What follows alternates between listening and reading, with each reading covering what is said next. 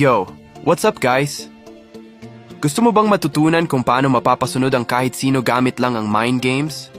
Well, today, I'm gonna share some dark psychology tricks na hindi mo pa alam. So kung ready ka na, stay tuned, kasi ang mga tricks na to will change the game. Dark psychology trick, number 1. Bigyan ng rason. Yo, listen up. Mas madali kang mapapasunod ng tao kapag may rason, kahit gaano pa kaliit. Halimbawa, pwede mo bang ibaba ang volume ng music? Masakit kasi ang ulo ko.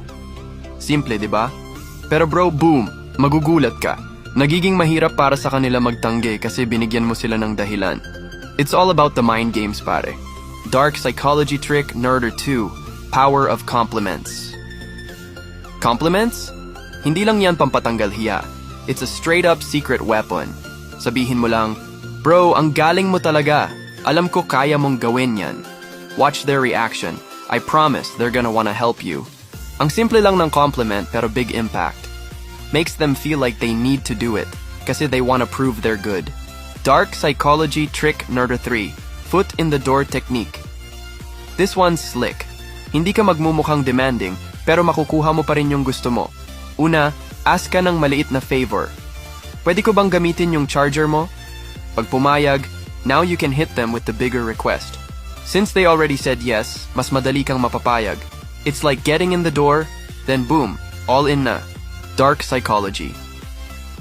Trick number 4, the power of silence. Here's a pro move. Minsan, mas maganda pa kung tahimik ka.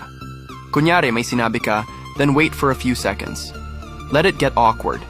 They'll feel the pressure to say something to fill the silence. And guess what? They'll end up agreeing just to break the tension. It's like mind control. Dark psychology trick number 5, use their name. Here's a big one. Gamitin ang pangalan nila. Yung simple lang pero may impact. Like, yo, John, alam ko na kaya mong gawin yan. Pag narinig nila pangalan nila, biglang may connection. You just made it personal. And now, they're way more likely to do what you ask. Dark psychology trick number 6, reverse psychology. Last trick, reverse psychology. Hindi palaging effective, pero kung tama ang timing, patok na patok. Example, kung gusto mong may gawin sila, sabihin mo, ay baka hindi mo kaya to. Now they're gonna want to prove you wrong, and boom, they'll do it just to show you they can. Reverse psychology, baby.